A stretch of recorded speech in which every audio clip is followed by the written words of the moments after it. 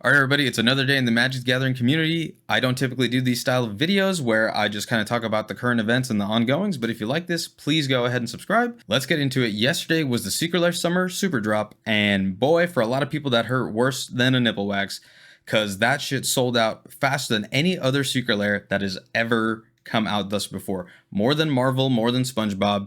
This was a really high in demand Secret Lair. So I'm going to give you the timeline, and then I'm going to tell you the real purpose and the real topic of this video after we get through that stuff.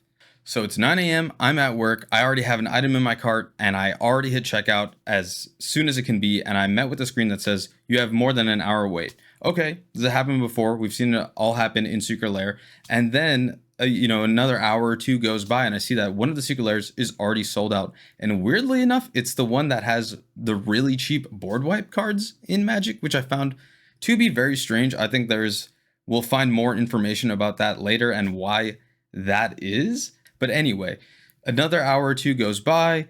I'm just met with a screen that says the line is paused. Here's some updates. And then we just keep seeing more and more and more and more and more and more and more Secret Lairs that are already sold out. So already by 2 o'clock, I'm like, I don't think I'm going to get anything because this thing is frozen. This thing is stuck.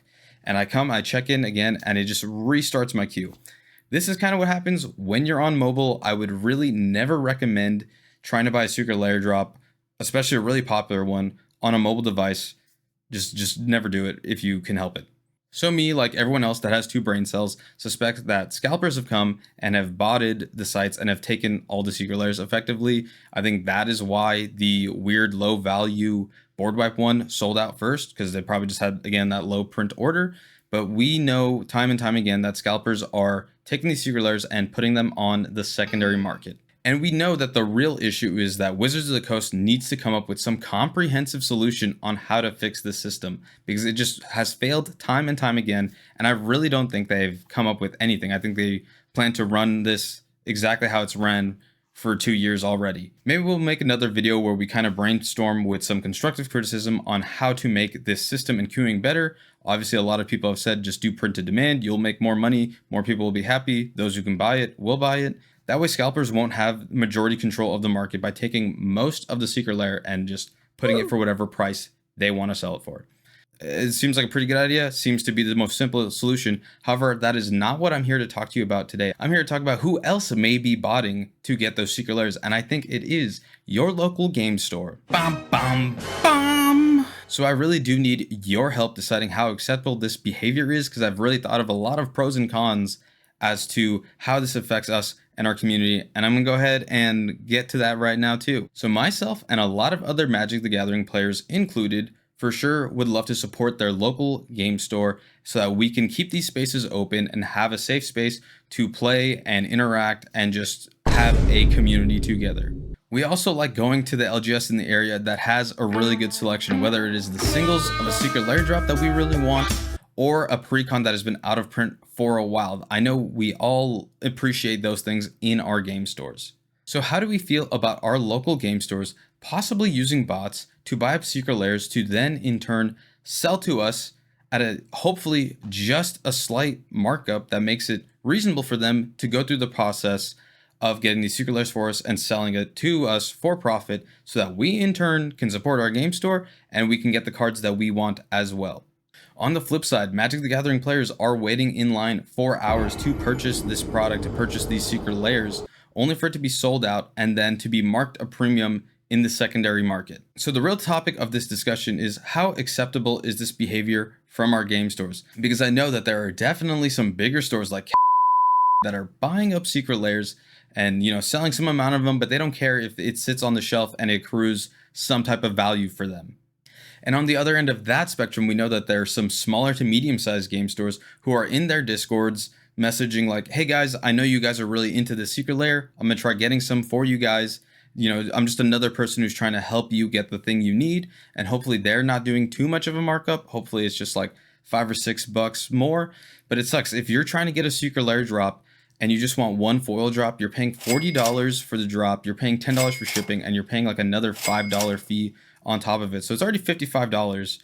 It seems like when you buy Secret Lair from your game store, even if it's like a reasonably priced one, you are still paying basically that same price. You're paying $55 to $60 for something that's new.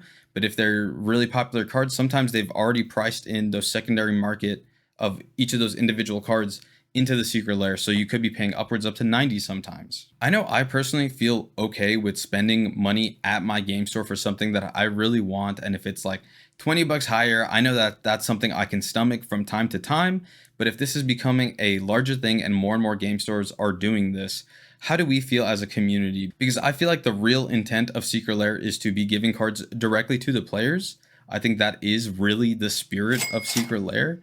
And I know, there's different levels of altruism in terms of a game store buying a Secret Lair, whether they just want to charge you that 90 bucks or whether you're in a Discord with 50 other people who all frequent this game store, and it's a community trying to support itself, at least trying to get the cards, trying to get the product out there because they know it's something you will enjoy and something that you will really love spending time playing. Magic the Gathering community, I am torn because I suspect that this is a bigger issue. I feel like not a lot of people talk about it. I feel like it is a known secret. It's like fairly normalized that game stores would be wanting to get their hands on secret lairs.